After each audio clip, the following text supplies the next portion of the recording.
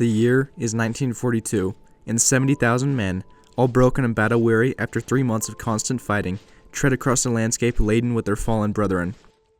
The worn-down dirt roads are ridden with potholes, and the noonday sun is unbearable. Tropical diseases like malaria and dengue fever eat through the ranks of emaciated freedom fighters, and if the exposure doesn't kill them, the Imperial Japanese soldiers will. This living nightmare was very real to those who were forced into surrender by Japan after the months-long Battle of Bataan in the Philippines. Is this how prisoners of war are meant to be treated? What responsibilities does the nation have in protecting the rights of their prisoners? Yesterday, December 7th, 1941, a date which will live in infamy. The United States of America was suddenly and deliberately attacked by naval and air forces of the Empire of Japan. The United States officially declared war on Japan on December 8, 1941. In the prior decade, Japan had rapidly expanded its territory, conquering much of China's coastline in modern-day Vietnam. In response to this imperialistic expansion, the United States imposed severe sanctions and a total oil embargo on the Japanese in July of 1941. To secure the resources needed to continue their expansion, the Japanese turned their sights to the resource-rich Philippine Islands, which were under American control at the time.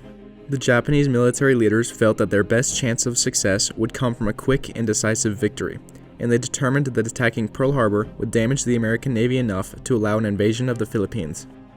The native Filipinos, designated American nationals after the Spanish-American War, had a complex relationship with the United States, shaped by ambiguous rights and contested responsibilities over an overseas colony. After acquiring the islands in 1898, the U.S. took on a colonial role, which was contrary to core American beliefs, namely self-determination and democracy. This caused major infighting within the country, and eventually, in 1934, the United States proposed a plan to fully liberate the Philippines within 10 years. Because of this promise of freedom, many Filipinos rallied in support of their American compatriots after Pearl Harbor, believing it to be the quickest way to gain independence. With the promise of independence securing Filipino support, the United States relied on their decades-long defense preparation. In the early 1900s, a military committee produced a number of color-coded war plans, orange being the strategy put in place for the defense of the Philippines against a Japanese invasion. However, as the old adage goes, no plan ever survives contact with the enemy, and the unexpected bombing of Pearl Harbor temporarily crippled the American naval capabilities in the Pacific, leaving the soldiers in the Philippines to hold the islands alone. Douglas MacArthur, commanding general of the U.S. Army Forces in the Far East, or USAFFE, knew that the 32,000 U.S. troops and the 100,000 Filipino troops could not hold the islands without sufficient naval and air support, especially considering their lack of fighting experience. Though designated American nationals, many Filipino troops were undertrained and poorly equipped due to the rapid mobilization. This left the islands even more vulnerable when the Japanese struck key air bases on Luzon, achieving near-total air superiority within 24 hours of the Pearl Harbor bombings. The initial ground invasion of the Philippines began around the same time, with multiple landings on the main island of Luzon occurring within the next few weeks. Under the third rendition of War Plan Orange, the USAFFE used delaying tactics to fall back to the Bataan Peninsula, where they would hold lines in a 4-month siege. During these long and tiresome months, filled with nearly constant fighting, the USAFFE were forced to ration 1,000 calories per day, significantly less than the 4,000 calories a soldier requires during combat. The siege ended on April 9, 1942, when General Edward P. King, commander of the Bataan forces after MacArthur's forced evacuation, surrendered, not wanting to see his starving and disease-ridden men be completely slaughtered by the advancing Japanese army. The 76,000 remaining American and Filipino troops, now POWs, were divided up into groups of 100 men. Their fate was to march 65 miles north from Mariveles in the Bataan Peninsula to a Japanese-occupied Camp O'Donnell. If you stopped on the road, you were killed. If you had a malaria attack, they killed you. If you had to stop to defecate, they killed you. If you just couldn't take another step, they killed you. They did not give us water. They gave us no food. So we were gunshot wounds, malaria, dysentery, and we had to walk this distance that they wanted us to. Under these conditions, it was unbearable.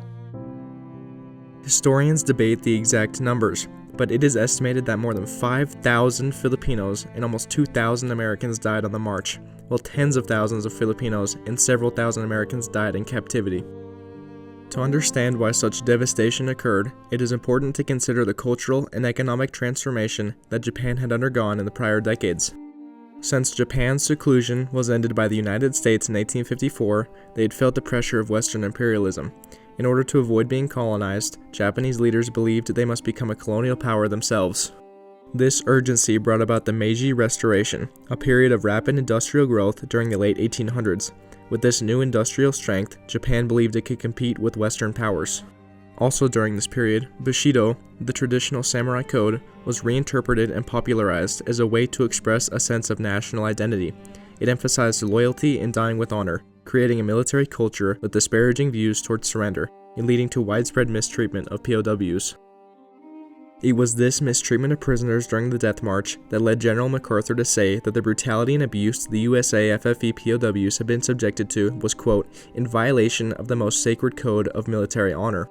This code was first outlined in the Hague Peace Conventions of 1899 and 1907, which set rules against inhumane wartime activities. However, these conventions lacked enforcement, as seen in the use of chemical warfare and the invasion of neutral countries during World War I, both of which were supposedly prohibited. With the failure of earlier conventions in mind, the 1929 Geneva Convention was held to address POW rights, some of which were mandating fair labor and adequate access to food, water, and shelter. Yet, like its predecessors, it proved ineffective, particularly on the Pacific Front, where POWs were routinely abused. The failure of the convention was partially due to Japan's refusal to ratify any POW treaties, believing it had no duty to care for enemy prisoners. The Hague and Geneva Conventions attempted to create a system of rights for POWs, but the inadequacies of these conventions became evident during Japan's invasion of the Philippines and the resulting Death March. You'll never be able to talk to a former POW of the Japanese without him remembering everything that happened. There is no such thing as tomorrow. Everything is yesterday. On April 4th, 1943, 1 year after the surrender of Bataan, a group of POWs, both American and Filipino, escaped a prison camp in Davao. Once rescued, they conveyed the realities of Japanese POW camps to the American government.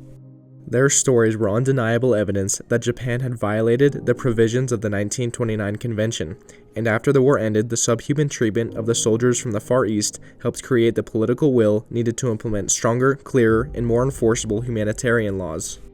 The Bataan Death March represented a critical inflection point in the evolution of POW rights. It was the culmination of a series of catastrophic failures in the enforcement of existing treaties concerning the treatment of prisoners of war.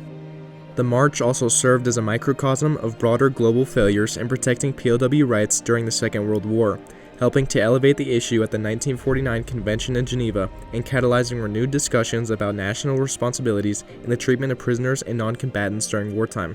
The Third Geneva Convention in 1949 resulted in an international treaty that finally established comprehensive protections for POW rights, and in clear contrast to the prior attempts, many of the nations involved in its creation actually ratified and upheld the ideals put forth in the treaty. The Treaty of 1949 is the single most important piece of legislation in holding nations responsible for their wartime actions, and this umbrella of protection for war prisoners has now been ratified by 196 countries around the world. Its protections are critical in maintaining humane treatment for prisoners in any conflict, and the treaty serves as the cornerstone of modern humanitarian law. The Bataan Death March played a pivotal role in driving international reforms for POW rights, and the resulting protections are a testament to the brave men who fought and died for their country. The stories of those who suffered at Bataan must be repeated in order to secure, for our future generations, the rights they won at such a profound cost. I'll never forget. I'll never forget. I've learned to forgive, but I'll never forget.